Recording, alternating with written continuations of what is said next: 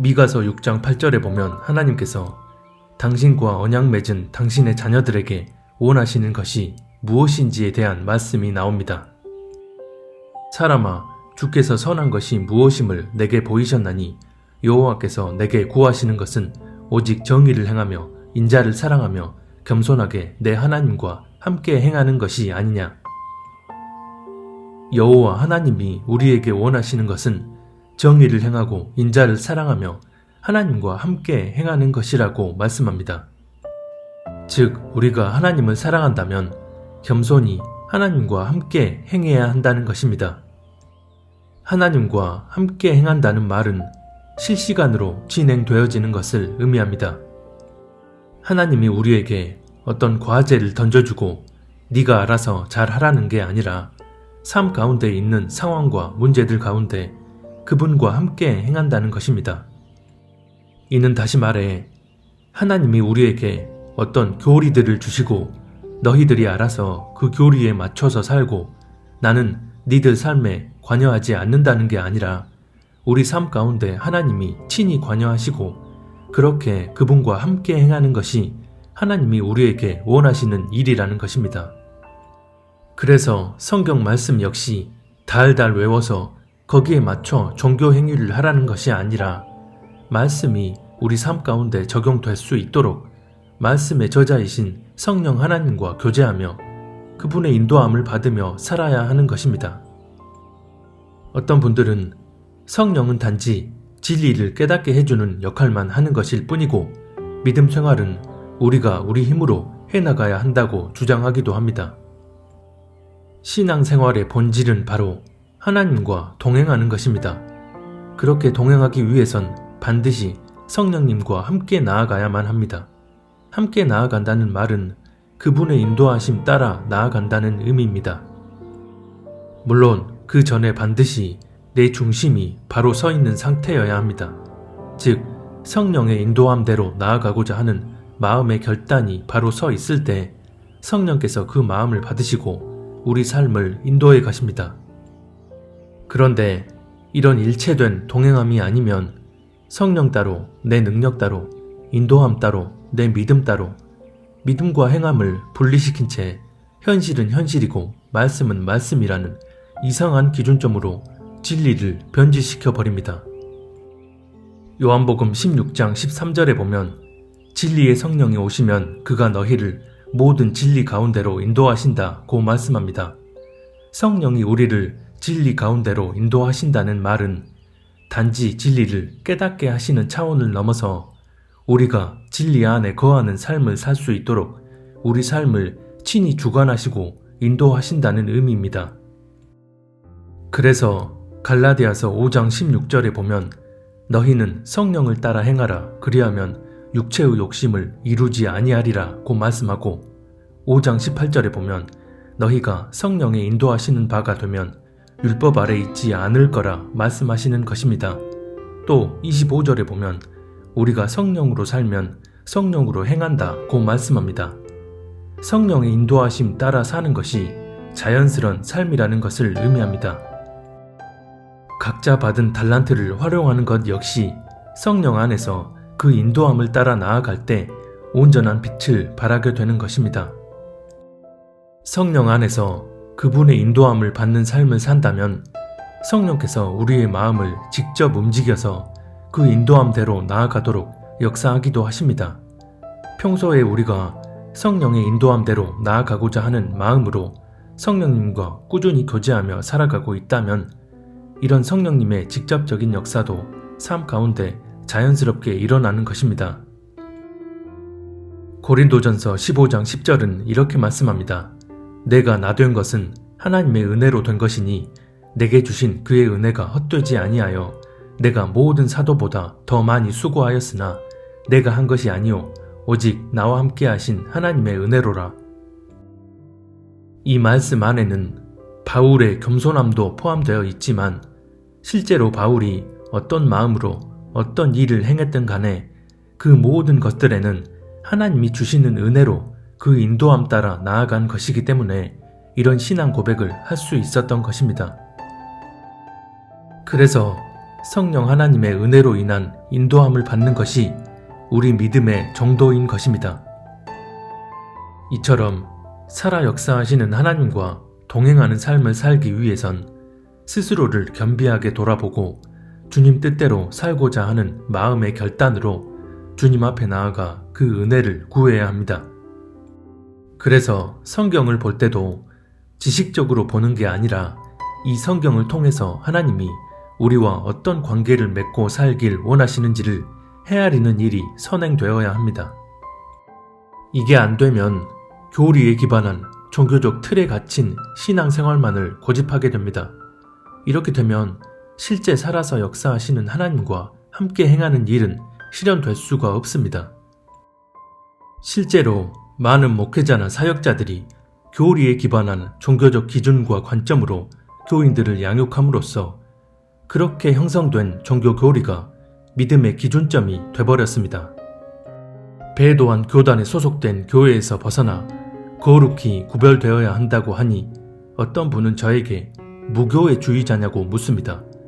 마지막 때에 관해 이야기하니 어떤 분은 세대주의 종말론자냐 묻고 성령의 인도함을 받는 삶을 살아야 한다고 하니 어떤 분은 행위구원론을 주장한다고 말합니다.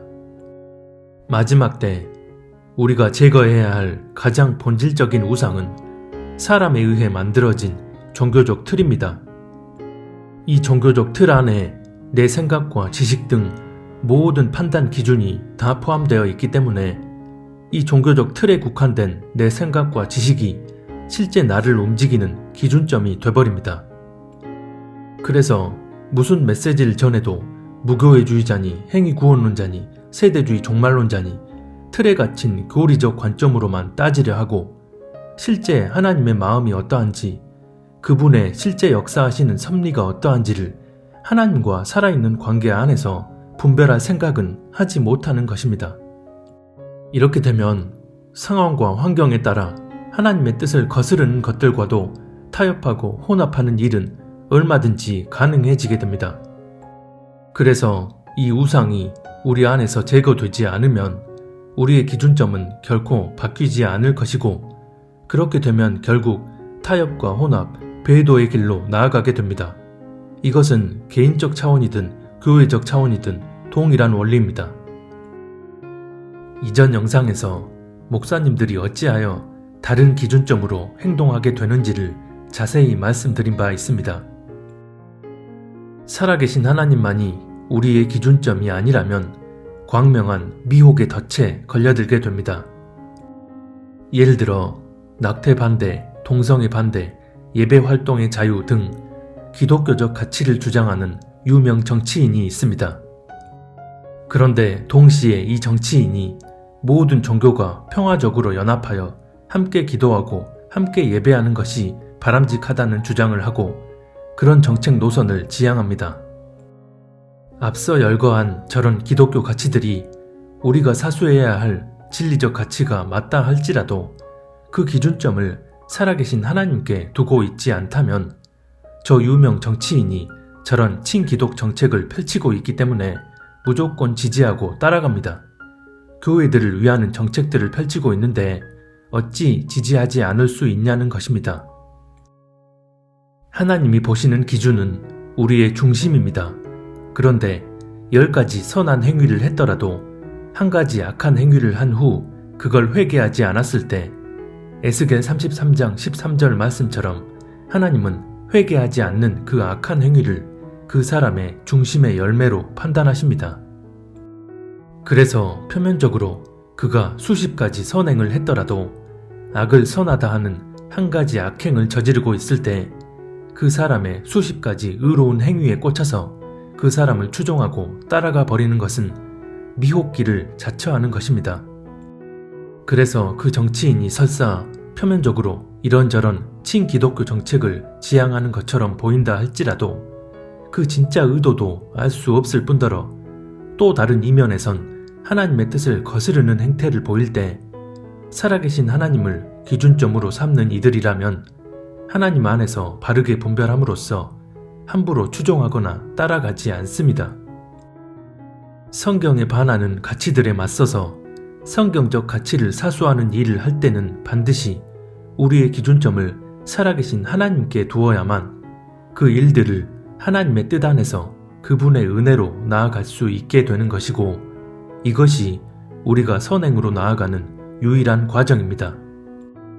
그렇게 나아가는 과정 속에서 혹시나 그 기준점에 어긋나는 본질적 문제가 발생하게 됐다면 내버릴 건 내버리고 선회해야 할 땐 선회하게 됩니다.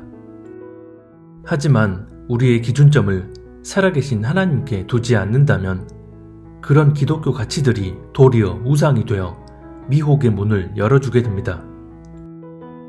표면적으론 진리적 가치를 사수하려는 것처럼 보이지만 그 내면의 실상은 하나님이 아닌 스스로 옳다 하는 자기 생각과 지식이 기준점이 되어 움직이는 것이기 때문입니다.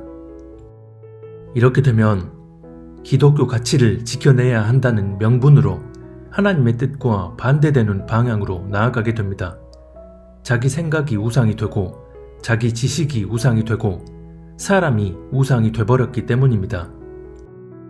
그래서 살아계신 하나님을 우리의 기준점으로 두고 있지 않다는 말은 하나님과 온전한 관계 안에 거하지 못하고 있다는 말과 같습니다. 하나님과 온전히 동행하고 있을 때 그분이 우리의 기준점이 되시어 그 뜻대로 판단하고 말하고 행동할 수 있기 때문입니다. 아모스서 3장 3절에 보면 두 사람이 뜻이 같지 않은데 어찌 동행하겠느냐고 말씀합니다. 하나님과 함께 행하기 위해선 반드시 하나님과 뜻이 같아야 합니다. 그런 하나님의 뜻을 알기 위해선 내가 이런저런 교리적 지식을 빠삭하게 알고 있어야 하는 게 아니라 내 안에 하나님이 어떤 식으로든 역사하실 수 있도록 다른 것들로 채워져 있지 않은 상태여야 합니다. 그렇지 않다면 내 안에 채워진 다른 것들로 인해 실제 하나님의 뜻을 헤아릴 수 없고 하나님과 동행하기는커녕 하나님의 뜻을 거스르는 길로 가면서도 분별하지 못하게 됩니다. 그러면서도 자신은 하나님의 사역을 잘하고 있고 스스로 옳은 길로 가고 있다 여깁니다. 요한복음 8장에 보면 예수님께서 유대인들과 변론을 벌이시는 상황이 나오는데 37절에서 예수님은 이런 말씀을 하십니다. 내 말이 너희 안에 있을 곳이 없으므로 나를 죽이려 하는도다. 이 당시 유대인들은 스스로 옳다 여기는 율법 교리를 기준 삼아 진리 되신 예수님을 판단하고 대적하는 패역한 행태를 보였습니다. 이들의 내면에는 하나님의 뜻과 상관없는 율법 교리들이 가득 차 있는 상태였기에 살아계신 하나님의 말씀에 의한 섭리가 그들에겐 적용될 수가 없었습니다. 한번 중심이 변질되어 버리면 인본적인 생각과 지식들이 그 내면을 완전히 지배하게 되기 때문에 모든 문제를 판단하는 기준점은 당연히 자기 생각과 지식이 돼버립니다. 이것이 오늘날 많은 목회자들이 실상은 배도의 길로 나아가고 있음에도 깨닫지 못하고 분별하지 못하는 이유입니다. 또 많은 그리스도인들이 자기 생각과 종교적 기준으로 하나님의 섭리 안에 거하지 못하고 있음에도 깨닫지 못하고 분별하지 못하는 이유입니다. 모든 내면의 우상들을 제거하고 우리 마음에 살아계신 하나님만을 둠으로써 그 기준점을 명확히 할 때 그분의 실제적인 인도함을 받고 그분과 함께 행할 수 있게 됩니다. 이것이 그리스도인의 본질적 자세이자 하나님이 은혜를 주심으로 승리할 수 있는 유일한 길입니다. 이렇게 될 때 어떠한 상황에서도 우리가 타협하거나 미혹되지 않을 수 있습니다. 하나님은 이 마지막 때 그런 사람들을 찾고 계시고 그런 사람들이 바로 다시 오실 주님을 맞이할 첫 열매의 신부가 될 것입니다. 모든 영역 가운데 미혹이 차고 넘치며 어둠과 혼란이 극에 달하고 있는 때입니다. 이런 혼란한 때에 겸비함으로 더욱 스스로를 돌아보고 어떤 상황과 문제 앞에서도 흔들리지 않고 타협하지 않을 수 있는 분명한 기준점 되시는 살아계신 하나님만을 우리 중심에 두고 살 수 있었으면 합니다.